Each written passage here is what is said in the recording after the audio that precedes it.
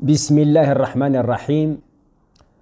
Deuxième étape du deuil, révolte et colère.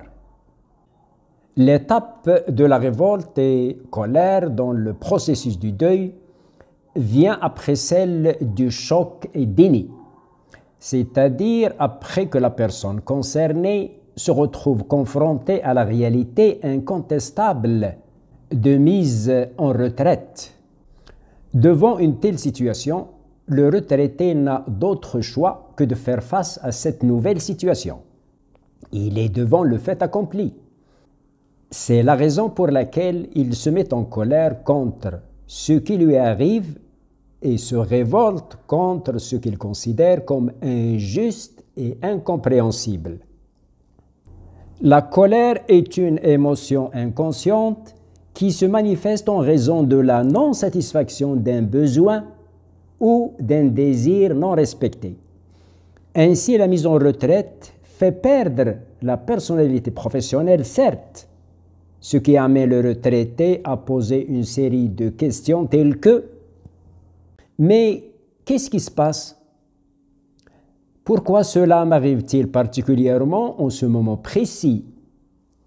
Y a-t-il une autre solution à cette situation indésirable ?» Et ainsi de suite. Et malgré ce qui précède, la colère reste l'une des émotions naturelles propres au comportement humain. Elle arrive soudainement comme une tempête et sans préavis, ne laissant place ni à la réflexion, ni à la prise de conscience des choix, des actions et réactions raisonnables. La colère en tant qu'état émotionnel est également considérée comme une opportunité favorisant les conditions de changement positif.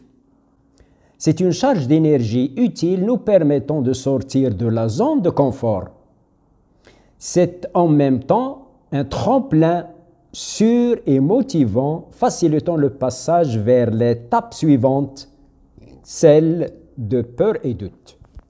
À signaler à cet effet que la colère est tolérable lorsqu'elle s'opère contre nous-mêmes en particulier, mais elle ne doit en aucune manière être adressée contre l'organisation à laquelle on appartenait, ni à l'encontre des responsables qui en assuraient la gestion.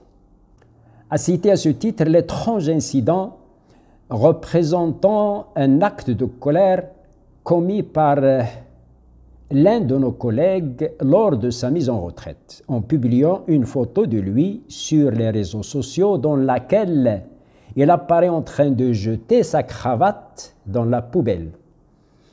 Ma lecture de l'événement était comme suit.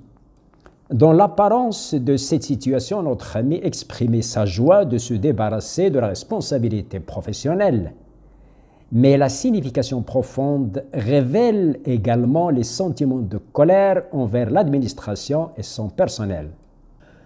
Après la tempête de la colère, qu'elle soit dirigée contre soi-même ou contre autrui, vient le calme qui donne place à des séances de réflexion et de méditation afin d'évaluer la situation et en tirer les leçons et enseignements nécessaires et donnant lieu à la bonne gestion de la vie au présent et au futur.